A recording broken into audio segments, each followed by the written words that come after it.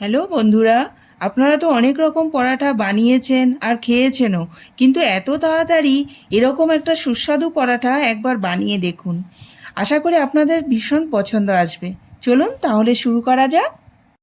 তার জন্য নিয়েছি 2টো সিদ্ধ ডিম। এবারে ডিমটার কুসুমটাকে আলাদা করে সাদা অংশটাকে এরকম ঝুরি ঝুরি করে কেটে নেব।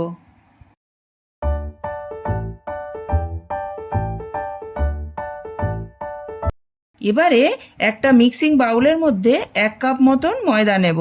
তবে আপনারা চাইলে আটা দিয়েও এটা বানাতে পারেন। স্বাদ অনুযায়ী নুন দিয়ে দেব, তারপরে জল দিয়ে একটা ঘন ব্যাটার তৈরি করে নেব। এবারে একটা ডিম ভেঙে ওর মধ্যে দিয়ে দেব। এবারে ভালো করে ফেটিয়ে নেব। এখন একটা কাঁচা লঙ্কার কুচি, একটু পেঁয়াজের কুচি, ধনেপাতা, হাফ চা চামচ গোলমরিচের গুঁড়ো দিয়ে মিক্সড করে নেব। তারপরে ডিমের সাদা অংশটা যেটা কুচি করে রেখেছিলাম সেটা এর সাথে মিক্সড করে দেব। এখন ফ্রাই প্যান গরম হলে তাতে সামান্য পরিমাণে তেল দিয়ে দেব। তারপর অল্প অল্প করে ব্যাটার দিয়ে পরোটাগুলো ভেজে নেব। গ্যাসের ফ্লেমটা মিডিয়াম রেখে নিতে হবে। এক সাইডটা ভালো করে ভাজা হয়ে গেলে তারপরে পাল্টি মেরে দেব। বন্ধুরা, আপনাদের কাছে আমার একটা অনুরোধ রইল, যদি আমার ভিডিওটা আপনাদের পছন্দ আসে তাহলে আমার চ্যানেলটাকে সাবস্ক্রাইব করে আমার সাথে থাকবেন। ফ্রেন্ডস ফ্যামিলির সাথে অবশ্যই শেয়ার করতে ভুলবেন না।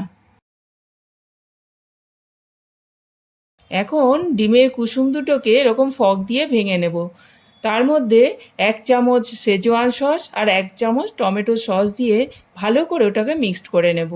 এবারে ওই মিশ্রণটি ভালো করে পরোটার উপরে লাগিয়ে নেব। এবারে বাচ্চাদের পছন্দ মতো একটা চিজ স্লাইস দিয়ে দেব। তার উপরে আর একটা পরাঠা দিয়ে এবারে পিসেস কেটে নেব।